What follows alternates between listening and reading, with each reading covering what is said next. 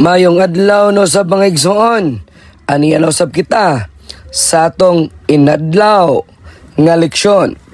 Lunes, Setyembre 15 mga igsoon. Ang titulo sa atong leksyon, aron ako makaila kanimo.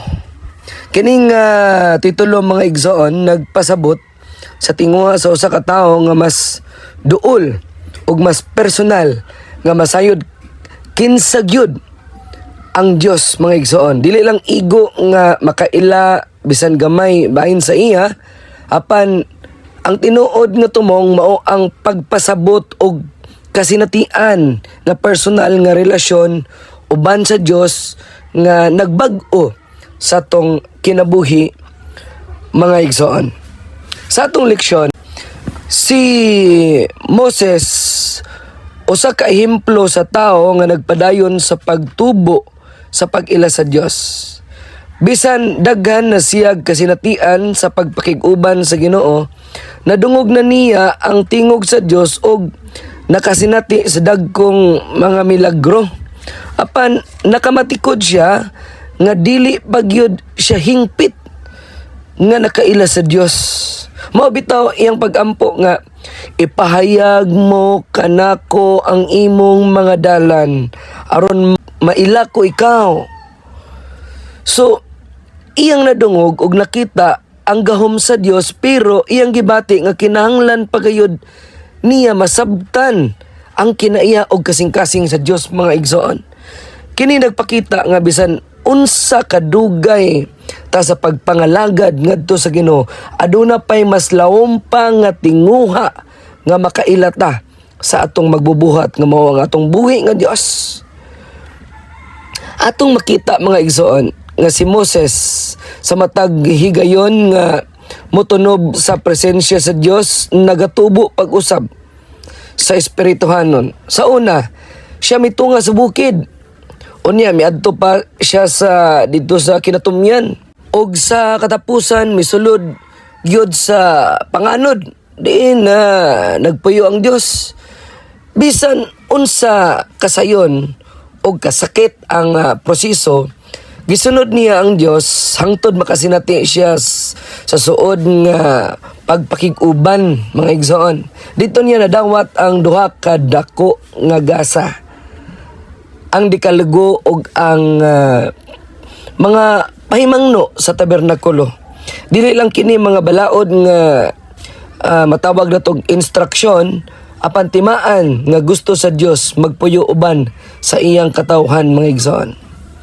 Apan bisan pa niini nga tanan, si Moses wala mahimutang mga igsoon. Gihandom niya nga mas masayod pagayod kung kinsa gyud ang Dios.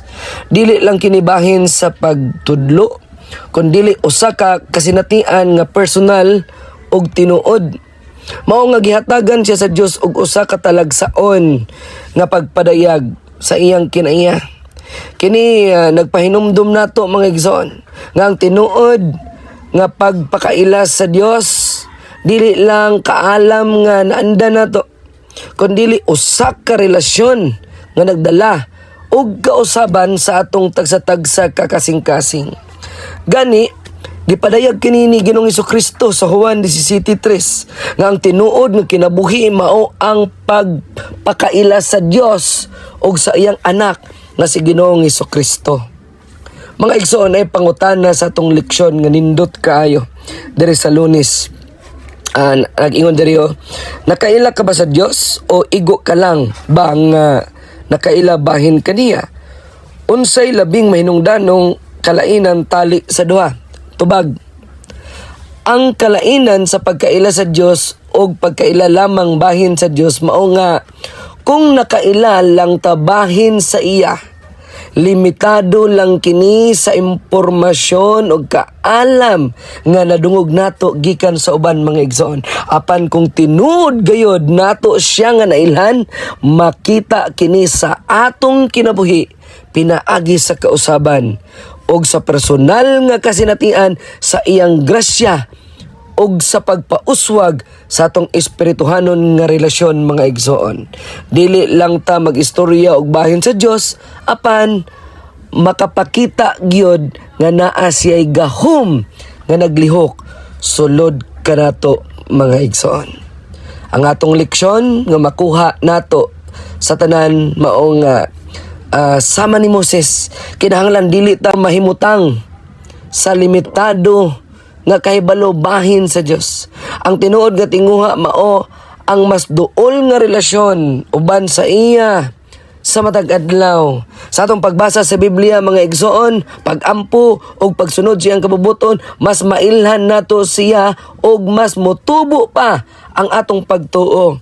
Ang kahibalo sa Dios dili lang sa utok, apan sa kasinatian nga nagdala og kalig-on, kalipay ug kadasig sa pagpangalagad mga igsoon. Kung magpabilin ta nga nagapangita kaniya, mas mudaghan ang pagpadayag sa iyang presensya sa atong tagsa-tagsa nga kinabuhi mga igsoon. Sa pagtapos sa atong leksyon, magampo ta.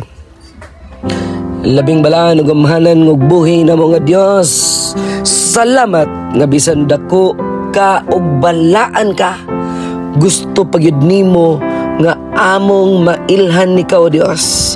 Tabangi kami nga dili lang makailabahin kanimo, apan masinati gyud namo ang imong gugma ug presensya sa matag adlaw. Kining tanan among ginasali ginatugyan in the name of Jesus Christ, our personal Savior. Amen. Mga igsoon, salamat na usab sa iyong pagtan-aw, pagpaminaw nining atong inadlaw nga leksyon. God bless us all.